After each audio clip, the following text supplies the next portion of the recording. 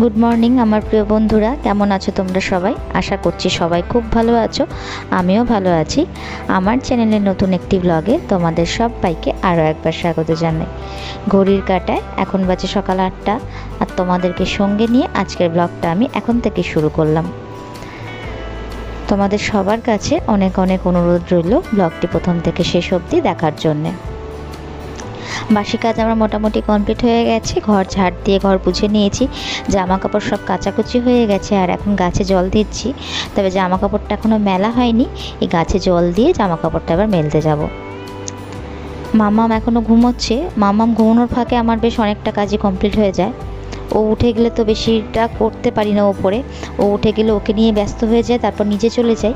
তারপর নিজের সংসারের কাজ থাকে, রান্না বান্না থাকে, সেই কারণে ওপরটা আমাকে ও ঘুমানো অবস্থাতেই কমপ্লিট করে নিতে হয়। তবে বাইরে বেশ ভালোই রোদ উঠে গেছে। কয়েকদিন বৃষ্টির শান্তির পরে এখন আবার সেই গরমটাই পড়তে শুরু করলো। তবে গরম পড়ুক আর চাই ঠান্ডা আর চাই বর্ষা, শীত গ্রীষ্ম বর্ষা, মানুষকে এভাবেই চলতে হবে। কোনো কিছুর জন্যই কাউকেই থেমে থাকলে চলবে না, সবটাই এগিয়ে নিয়ে যেতে হবে। তো দেখো এখন জামা কাপড়টা মেলছি, আর মেলে টেলে দিয়ে মেয়েকে তুলে তারপরে মেয়েকে নিচে নিয়ে যাব। যখন আমি অফিস করতাম তখন না সব কাজ গুছিয়ে এইভাবে পরিপাটি করে করা সম্ভব হয়ে উঠতো না। আসলে বুঝতেই তো পারছো, কলকাতার রাস্তা, আমি থাকি ব্যান্ডেলে, আর যেতে হতো কলকাতায়। সারাটা দিন এতটাই জার্নির মধ্যে দিয়ে যেত, নিজের শরীরে আর তখন কিছু থাকতো না। দিনের শেষে তখন মনে হতো একটু এসে ঘুমোতে পারলে বা শুতে পারলেই খুব ভালো হয়। সেই কারণে তখন খুব একটা সংসারের প্রতি ধ্যান দিতে পারিনি।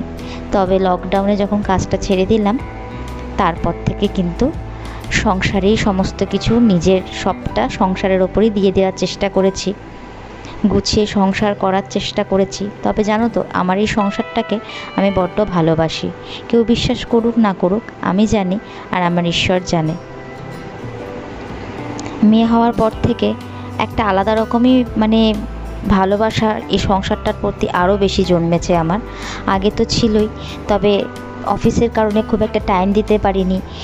আর এখন পুরো গুছিয়ে নিজের হাতে সব কিছু যত্ন করে সবটা পরিপাটি করে করার চেষ্টা করি। তাও বলতে পারবো না যে আমি কতটা পারফেক্ট, তবে হ্যাঁ, অবশ্যই এটা বলতে পারি যে আমি চেষ্টা করি সবটাই গুছিয়ে করার। তো এই দেখো, মেয়ে উঠে গেছে ঘুম থেকে, আর এখন মেয়েকে নিয়ে নিচে যাব। মেয়ের এবার সমস্ত কিছু রেডি করব। তোমাদের দাদা হয়তো অনেক সকালবেলাতেই অফিস বেরিয়ে গেছে।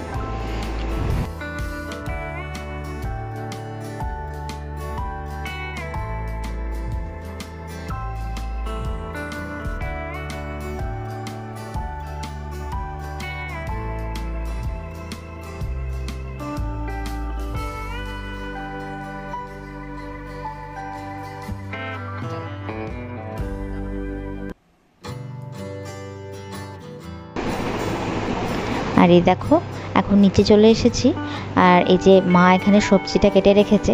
আজকে তো মঙ্গলবার, আজকে আমাদের নিরামিষ হবে, তো সেই কারণে ভাত হয়ে গেছে। আর আমি একটু আলু আর ভিন্ডি ভাজবো, আর এখানে একটু পটল কেটে রেখেছে মা, পটলটা ভাজবো, আর একটু মুগ ডাল করবো পেঁপে দিয়ে।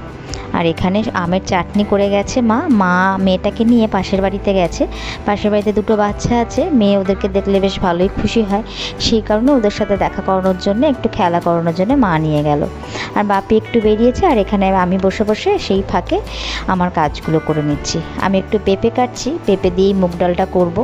তোমাদের দাদা ভাই অফিসে নিয়ে গেছে ঘুগনি, আর কালকের জন্য একটু তরকারি করতে হবে, সেটা সন্ধ্যাবেলাতেই করা হবে। এখন আমি মুগ ডালটা করব, পটল ভাজবো আর আলু ভেন্ডিটা ভাজবো, ব্যাস তাহলেই হয়ে যাবে। আর মেয়ের রান্নাটা করব, মেয়ের ভাতটা করব। আর মেয়েকে একটু আলু ভাজা দিয়েই খাওয়াবো আজকে আর ওর জন্য মাছ করব না।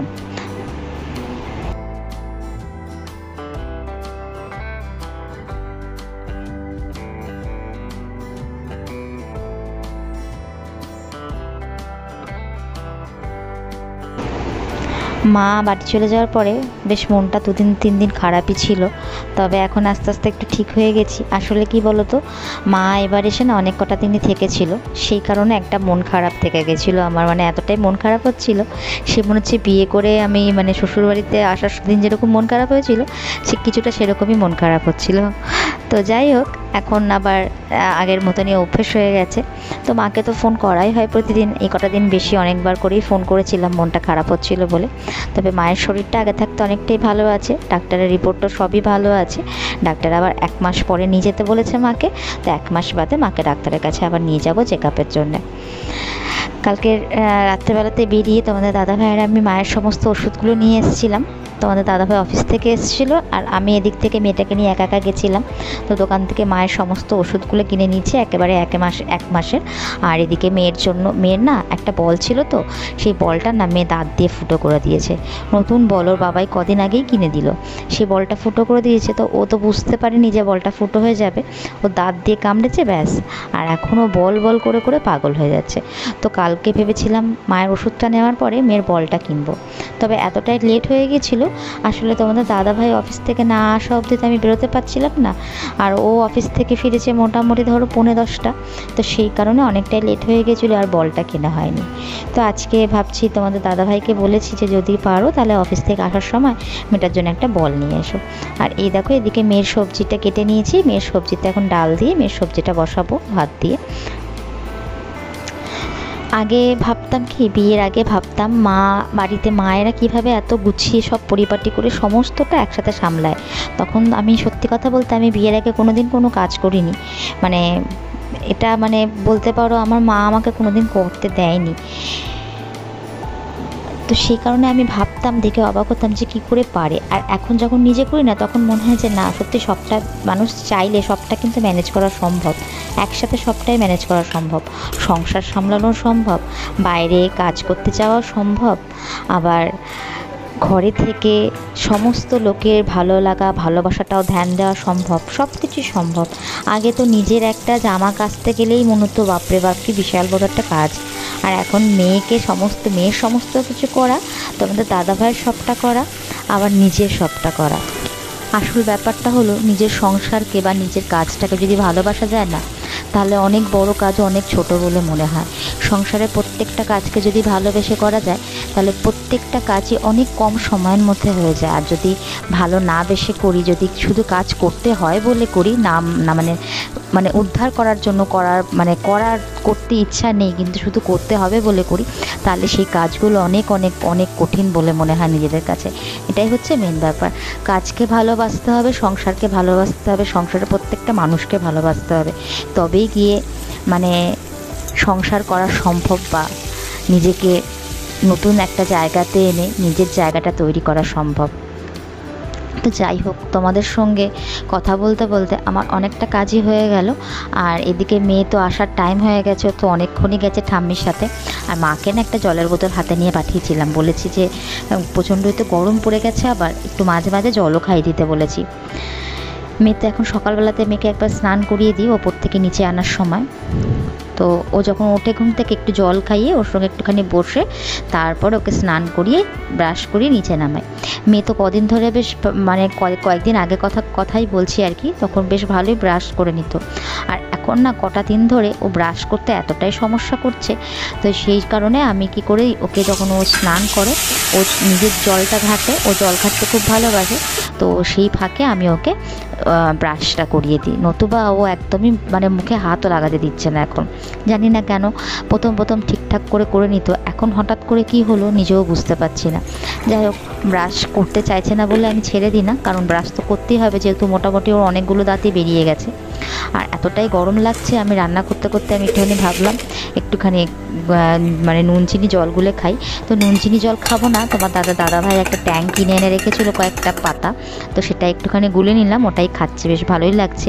তবে বলে অতিরিক্ত গরম লাগলে ঠান্ডা জলটা খেতে না, নর্মাল জলই খেতে। কিন্তু কি করব, লোভ সামলাতে পারিনি, ফ্রিজে জল ছিল, ফ্রিজের জলটা নিয়েই ওর মধ্যে একটু নুন, লেবু, একটু চিনি আর একটুখানি ট্যাঙ্ক দিয়ে গুলে খেয়ে নিলাম।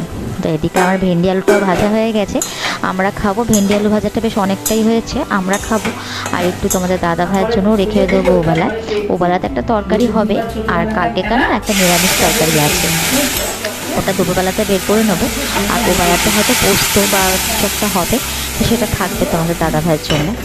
তো ও যেহেতু দুপুরবেলাতে রুটি খেয়ে যায়, ওই বেলাতে এসে না রাতের বেলাতেও ভাতটাই পছন্দ করে। তো আমরা ভাতই দিই রাত্রেবেলাতে, খুব বেশি জোরাজুরি করি না। যদি কোনো সময় লুচি বা পরোটা কিছু হয় তখন হয়তো জিজ্ঞেস করি যে খাবে কি না। তো এই যে আমার ডালটাও ফুটে গেছে। আবার আমারও স্নান হয়নি, আমিও স্নান করতে যাব। মেয়ের যেহেতু একবার হয়ে গেছে, এখন ও আসার পরে ওকে একটুখানি কিছু ফল দেবো, ও ফলটা খেয়ে নেবে। তারপরে ওই বাপিকে দিই বেশিরভাগ টাইম এই সময়টা স্নান করানোর জন্যে।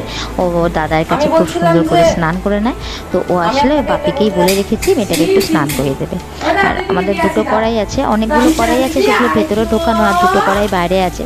তো দুটো কড়াই না জড়ানো হয়ে গেছে, সেই কারণে একটা মেজে রেখে দিলাম। ওই মা আসার পরে মা একটা থোড় কাটবে, সেই কারণে ওই থোড়টা ভাজবে বলে, থোড় কেটে ভাজবে বলে ওটা আমি রেডি করে রাখলাম যাতে মা করতে পারে। আর মেয়ে চলে এসেছে, তাই মেয়ের জন্য একটুখানি মুসাম্বি কাটছি, মুসাম্বির রসটা ওকে করে দেবো। মেয়ে দেখলাম মালটা খেতে খুব ভালোবাসে। একটা লেবু হয় না, দেখবে পুরো গাটায় লালচে, মানে একদমই অরেঞ্জ কালারটা, পুরো কমলা লেবুর মতন দেখতে, কিন্তু এটা কমলা লেবু নয়, ও লেবুটার নাম হচ্ছে মালটা। তো ওটা খেতে খুবই ভালোবাসে মেয়ে, ওটার রস করে দিই। ওটাও তোমাদের দাদাভাই নিয়ে এসেছিলো, আর আজকে মুসাম্বিটা করে দিলাম।